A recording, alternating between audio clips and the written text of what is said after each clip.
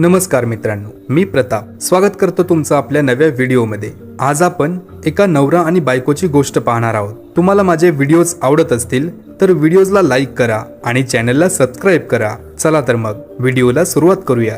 तर मित्रांनो, परदेशात पैसे कमावण्यासाठी गेलेला ओमकार आज पूर्ण 2 वर्षांनंतर आपल्या मायदेशी भारतात परत येत होता। विमानातून उतरल्यानंतर तो दिल्ली रेल्वे स्थानकावर जातो आणि ट्रेनमध्ये बसतो आणि आपल्या शहराकडे जायला निघतो। ओंकारची ट्रेन त्याचे शहर रायबरेलीच्या आधी येणाऱ्या एका स्टेशनवर काही काळ थांबते। त्या ट्रेनला तिथे सुमारास 30 मिनिटे ब्रेक लागतो। त्यामुळे ओंकारला वाटतं की अजून पुरेसा वेळ आहे, स्टेशनवरून काहीतरी घेऊन खायला हरकत नाही। तो ट्रेनमधून खाली उतरताच त्याला तिथे त्याचे म्हातारे आई वडील आणि त्याची बायको रेल्वे स्टेशनवर भीक मागत असताना दिसतात। त्यांचे ओंकारकडे लक्ष नसते आणि भीक मागता मागता ते त्याला सांगतात की साहेब, मला थोडे पैसे द्या, मी 2 दिवस काहीच खाल्लेलं नाही। आपल्या आई वडिलांची अशी अवस्था पाहून ओंकारला तर धक्काच बसतो। त्याचे डोळे पाणवतात। आपल्या नवऱ्याला समोर पाहताच ओंकारची बायको जागीच रडायला लागते। मित्रांनो, अशी कोणती मजबुरी झाली होती की ओंकार परदेशात गेल्यावर त्यांचे आई वडील आणि बायकोला भीक मागावी लागली? ही एक अतिशय दुःखद कथा आहे, जी तुम्ही थोडा वेळ काढून नक्की ऐका, कारण तुमच्या सोबत भविष्यात कधी असे घडायला नको।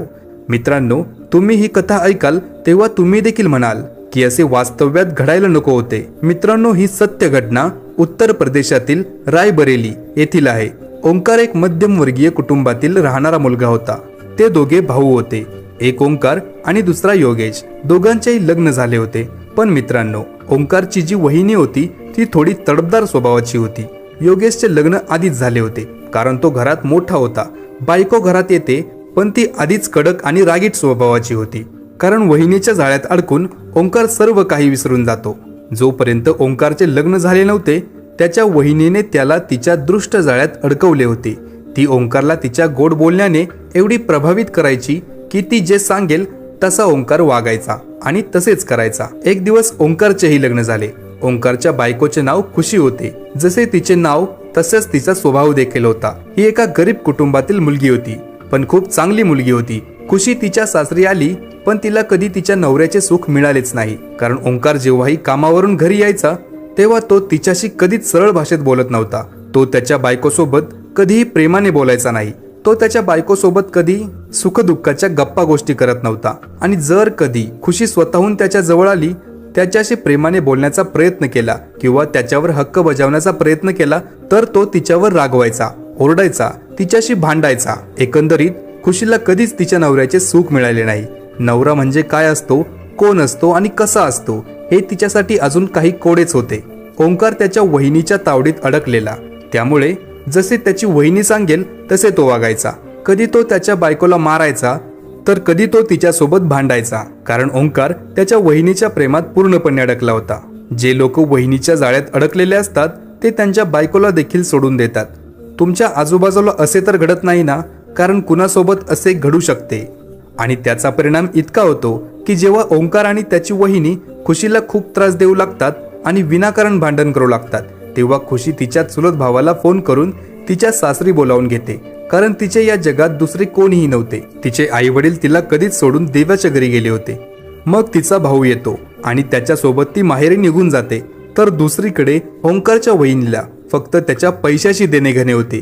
ती ओंकारला म्हणते की ओंकार, मी ऐकलंय की लोक परदेशात जाऊन खूप पैसे कमवतात, तुम्ही तेच करा। काही महिने परदेशात जाऊन जीवतोड मेहनत करून पैसे कमवा। पैसे जास्त असतील तर तुमचे आणि माझे आयुष्य खूप मजेत जाईल। मग मलाही तुमच्या सोबत परदेशात घेऊन चला। आता तो वहिनीचे बोलणे टाळू शकत नव्हता। त्याला 1-2 महिन्यातच विजा मिळतो आणि तो परदेशात निघून जातो। परदेशात जाण्यापूर्वी तो आपल्या आई वडिलांची जबाबदारी त्याचा मोठा भाऊ योगेश आणि त्याची वहिनी यांच्याकडे सोपवून जातो। त्यांचा सांभाळ करण्याची आणि त्यांचा खर्च उचलण्याची जबाबदारी त्यांच्यावर टाकतो। ओंकार म्हणतो, मी परदेशातून पैसे पाठवत राहीन, तुम्ही आई बाबांची चांगली काळजी घ्या। पण त्याची वहिनी तिच्या नवऱ्याला योगेशला सांगते की जोपर्यंत ओंकार परदेशात गेला आहे तो परत येण्यापूर्वी म्हातारा म्हातारीच्या नावावर जी काही शेती आणि मालमत्ता आहे ती आपल्या नावावर करून घेऊ। हे भविष्यात आपल्यासाठी उपयुक्त ठरेल। सगळी मालमत्ता आपल्याकडे नावावर झाली तर आपल्याकडे पैसाच पैसा असेल। योगेशच्या मनातही संपत्तीचा लोभ निर्माण होतो आणि त्याच्या बायकोने सांगितल्याप्रमाणे तो तेच करतो। तहसीलमध्ये जाऊन वकिलासोबत आधीच सगळी सेटिंग करून ठेवतो. आपल्या म्हाताऱ्या आईवडिलांना तहसील ऑफिसमध्ये असे सांगून घेऊन जातो की सरकारी योजना आल्या आहेत, तुम्हाला म्हातारपणी पेन्शन मिळेल. बिचारे म्हातारे आईवडील आपल्या मुलावर विश्वास ठेवतात आणि फसवणुकीने त्यांच्या मुलाच्या म्हणण्यानुसार ते त्यांची सर्व मालमत्ता, शेतजमीन, सर्व जंगम मालमत्ता त्यांच्या मोठ्या मुलाच्या नावावर हस्तांतरित करतात. आणि हा सगळा डाव फक्त ओंकारच्या वहिनीने केलेला असतो. तिनेच तिच्या नवऱ्याच्या मनात पैशांचे आमिष दाखवलेले असते. सगळी संपत्ती स्वतःच्या नावावर करून झाल्यावर त्यांनी आपल्या म्हाताऱ्या आईवडिलांना घराबाहेर काढले आणि घराला कुलूप लावून बाहेर निघून गेले. आता म्हाताऱ्या आईवडिलांच्या नावावर काहीही शिल्लक नव्हते. ना त्यांच्याकडे पैसा होता, ना काही इन्कम सोर्स ज्याने ते स्वतःचे पोट भरू शकतील. शेवटी ते त्यांच्या गावापासून काही अंतरावर असलेल्या रेल्वे स्टेशनवर भीक मागायला मजबूर होतात. जे कोणी काही खायला द्यायचे तेच खाऊन जेमतेम त्यांचे दिवस काढत होते. तर दुसरीकडे ओंकारची बायको खुशी होती. तिची ही परिस्थिती काहीशी अशीच झाली होती. काही दिवस तर तिचा चुलत भाऊ आणि वहिनी तिला स्वतःसोबत ठेवतात, पण नंतर तिची वहिनी तिला टोमणे मारायला लागते. पण प्रत्येक गोष्ट सहन करण्याची काही लिमिट असते आणि त्या लोकांनी हद्दच पार केली होती. त्यामुळे एके दिवशी खुशी वैतागून ते घर सोडून बाहेर पडते. ती मनात ठरवते की मला काहीही काम करावे लागले तरी चालेल, भीक मागून खावे लागले तरी बेहत्तर, पण त्यांच्यासोबत घरात राहून रोज रोजचे टोमणे ऐकणार नाही. आता ती लोकांच्या घरी मिळेल ते काम करण्यास तयार होते, पण तिला कुठेच काम भेटत नाही. एक दिवस ती अशीच भटकत फिरत रेल्वे स्टेशनवर पोहोचते. तेव्हा तिला तिचे सासू सासरे भीक मागताना दिसतात. तेव्हा तिला धक्काच बसतो आणि ती त्यांच्याकडे जाते. त्यांना मिठी मारून रडू लागते आणि विचारते, आई बाबा, तुमची ही अवस्था अशी कशी झाली? सासू सासरे खुशीला त्यांच्यासोबत झालेल्या फसवणुकीबद्दल सर्व काही सांगतात. तुझा नवरा परदेशात निघून गेला आणि तुझ्या जाऊबाईंनी, आमच्या मोठ्या मुलाने आमची फसवणूक करून सर्व जमीन मालमत्ता त्यांच्या नावावर करून घेतली आणि आम्हाला घराबाहेर काढले. आता आम्ही दोघं इकडे तिकडे ठोकरे खात फिरत आहोत. खुशी एक निर्मळ मनाची मुलगी होती. ती तिच्या सासू सासऱ्यांसोबत अशा परिस्थितीतही राहू लागते. भीक मागण्या व्यतिरिक्त आता तिच्याकडेही दुसरा काही पर्याय नव्हता. कधी कधी खुशी ट्रेनमध्ये मिळेल त्या छोट्या मोठ्या वस्तू विकून आपल्या सासू सासऱ्यांचे पोट भरायची, त्यांची सेवा करायची. ती लोक स्टेशनच्या बाहेर एका कोपऱ्यात फुटपाथवर ताडपत्रीच्या सहाय्याने एक छोटी झोपडी बांधून रात्र तिथेच घालवायचे. असेच 2 वर्ष निघून गेली. तिकडे 2 वर्षानंतर जेव्हा ओंकार परदेशातून आपल्या मायदेशी भारतात येतो, तेव्हा घराला कुलूप लावलेले पाहून तो आश्चर्यचकित होतो. तो त्याच्या वहिनीला आणि भावाला फोनही लावतो, पण त्यांचे फोन लागत नाहीत. आजूबाजूच्या लोकांना विचारल्यावर त्यांच्याकडून कळते की तुझा भाऊ आणि वहिनी हे घर जमीन विकून कुठेतरी गायब झाले आहेत. ते आता इथे राहत नाहीत आणि तुझ्या आईवडिलांना तुझ्या वहिनीने धक्के देत घरातून हाकलून दिले आहे. त्या बिचाऱ्या लोकांना रेल्वे स्टेशनवर भीक मागताना आम्ही आमच्या डोळ्याने पाहिले आहे, शेजारच्या 1-2 माणसांनी सांगितले होते. तेव्हा हे ऐकून त्याच्या पायाखालची जमीनच सरकती. त्याला धक्काच बसला की मी माझ्या वहिनीच्या हितासाठी माझ्या बायकोला घर सोडण्यास भाग पाडले. तिला नेहमी खूप त्रास दिला, तिला प्रेमही देऊ शकलो नाही. आता मी काय करू? असे म्हणत तो त्याच्या कपाळावर हात मारत खाली बसला. आता तो आपल्या आईवडिलांचा शोध घेत रेल्वे स्टेशनवर पोहोचला. त्यांना इकडे तिकडे शोधू लागला. तेव्हा त्याला काही दिसले नाही. तिथे त्याचे आईवडील भीक मागत आहेत. तो त्याच्या आईवडिलांजवळ जातो आणि त्यांना पाहून ढसाढसा रडायला लागतो.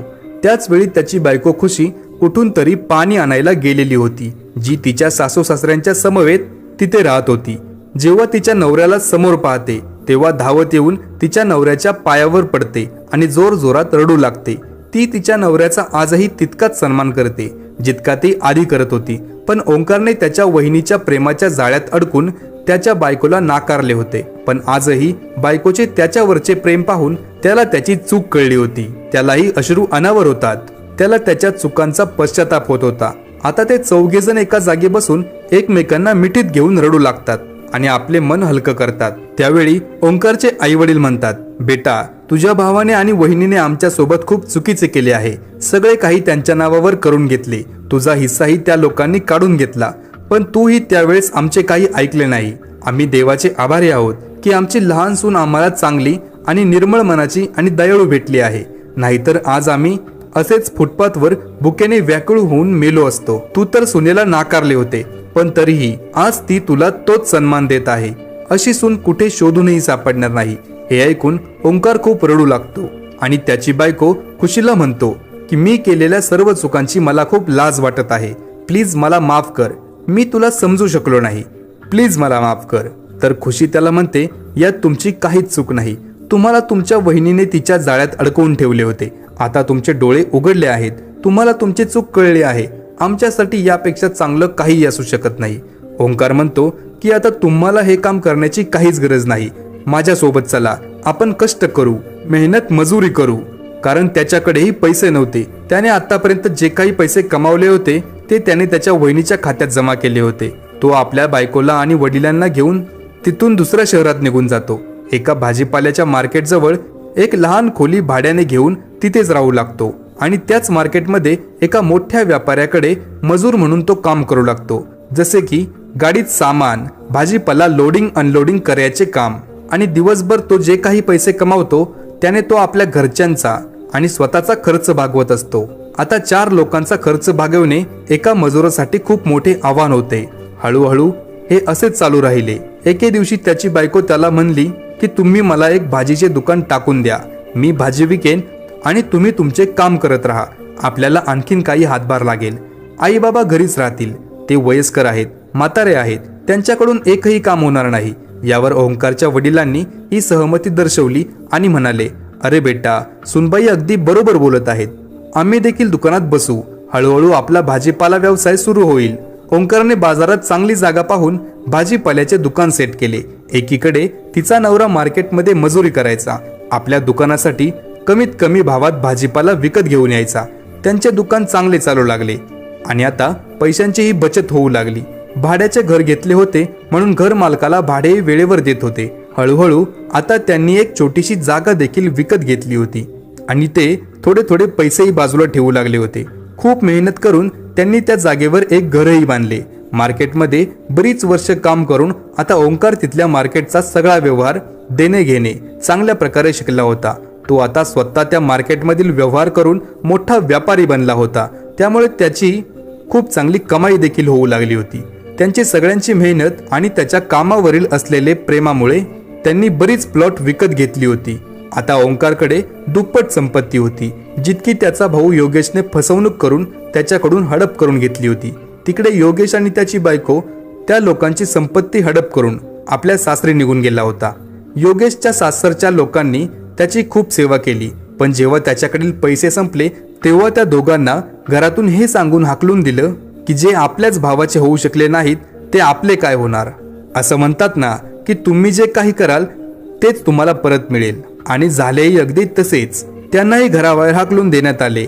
आता ते लोक इकडे तिकडे ठोकर खात फिरायला मजबूर झाले होते. एक एक पैशासाठी तळमळू लागले होते. 2-2 दिवस त्यांना खायला मिळत नव्हते. पाणी पिऊन पिऊन आपली भूक भागवत होते. जसे त्यांनी त्यांच्या आईवडिलांसोबत केले, आपल्या लहान सुनेसोबत केले. आज त्यांना तेच दिवस पाहायला मिळत होते. पण एके दिवशी अचानक भटकत असताना त्याच भाजी मार्केटमध्ये ते पोहोचतात, जेव्हा योगेश आणि त्याची बायको ओंकारला एका मोठ्या व्यापारीच्या रूपात पाहतात आणि त्यांच्या हाताखाली अनेक लोक काम करत असतात. तेव्हा त्यांना त्यांच्या डोळ्यावर विश्वास बसत नाही. त्याच्या डोळ्यातून अश्रू वाहू लागतात. मग दोघेही ओंकारकडे जातात. तिथे आई बाबाही बसलेले असतात. त्यांना पाहून योगेशची बायको तिच्या सासू सासऱ्यांच्या चरणी आशीर्वादासाठी नतमस्तक होताच. ओंकार त्यांना थांबवतो आणि म्हणतो, वहिनी तू दूर राहा, माझ्या आई वडिलांपासून आई बाबांना स्पर्शही करू नका. काय केलं होतं तुम्ही त्यांच्यासोबत? केवळ पैशासाठीच तुम्ही त्यांना बेघर केलं होतं. तुम्ही माझ्या लक्ष्मीसारख्या बायकोपासून मला दूर केलं होतं.